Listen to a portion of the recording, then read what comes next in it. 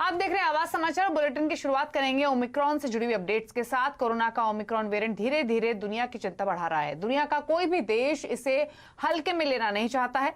भारत भी इसी नीति पर काम कर रहा है और इसी के चलते आज से भारत में एयरपोर्ट पर नए और कड़े नियम लागू कर दिए गए हैं।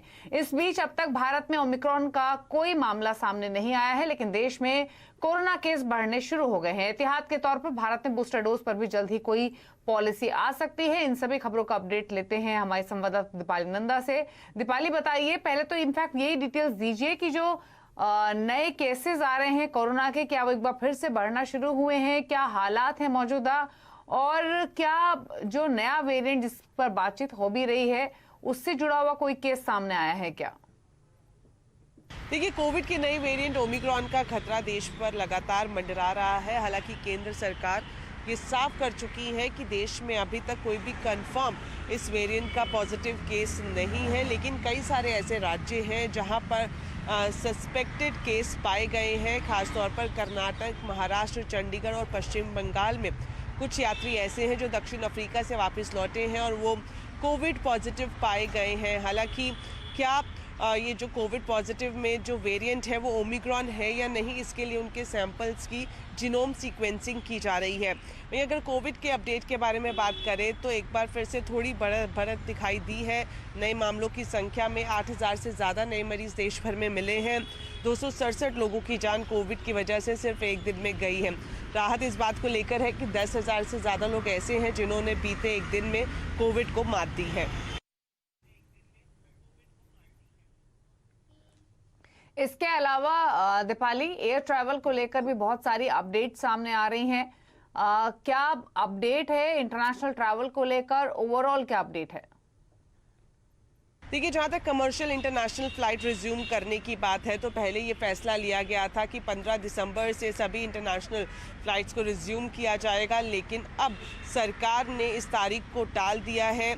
प्रधानमंत्री ने खुद इस पूरे सिचुएशन की समीक्षा की थी और उसके बाद डीजीसीए की तरफ से ये स्टेटमेंट जारी किया गया है कि कमर्शियल इंटरनेशनल फ़्लाइट्स कब से रिज्यूम की जाएगी, इस बारे में कोई तारीख फ़िलहाल तय नहीं की गई है।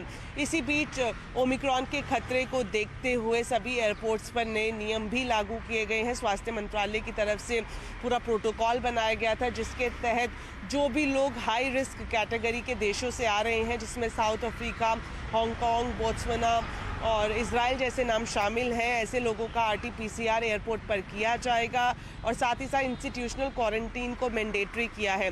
अगर कोविड पर जो आरटी-पीसीआर टेस्ट किया जा रहा है उसकी रिपोर्ट नेगेटिव भी आती है तब भी 1 हफ्ते के लिए क्वारंटीन होना ज़रूरी होगा। तो नए प्रोटोकॉल आज से पूरे देश भर में एयरपोर्ट्स पर लागू किए गए हैं।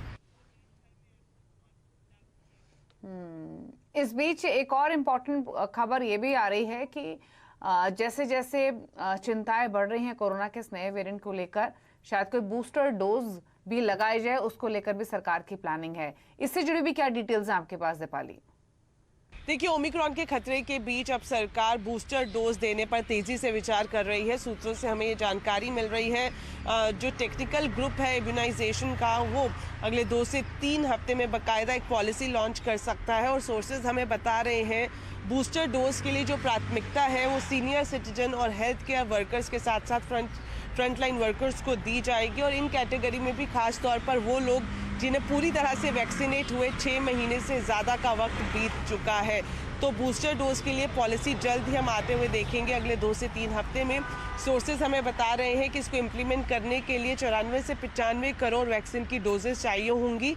हालांकि सरकार ये साफ कर चुकी है कि वैक्सीन की देश में कोई किल्लत नहीं है।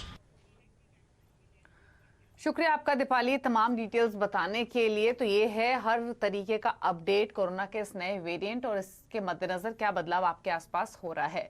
लेकिन मार्केट का हाल क्या रहा, अब उसकी ओर करते हैं रुख, क्योंकि चिंताएं तो इस वेरिएंट को लेकर बनी हुई हैं जिसका असर हमने भारतीय बाजारों की सेहत पर भी देखा है।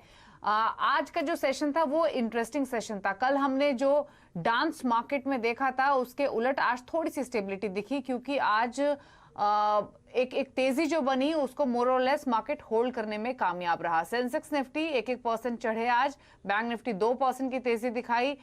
मिड कैप स्टॉक्स में भी मोमेंटम था आज के सत्र में। सुमित मेहरोत्रा हमारे साथ मौजूद हैं। सुमित, हालांकि आज एक रिकवरी लेकर मार्केट बंद हुआ है, लेकिन एक चीज तो क्लियर है कि कंफ्यूजन, कॉशियसनेस अभी भी बनी हुई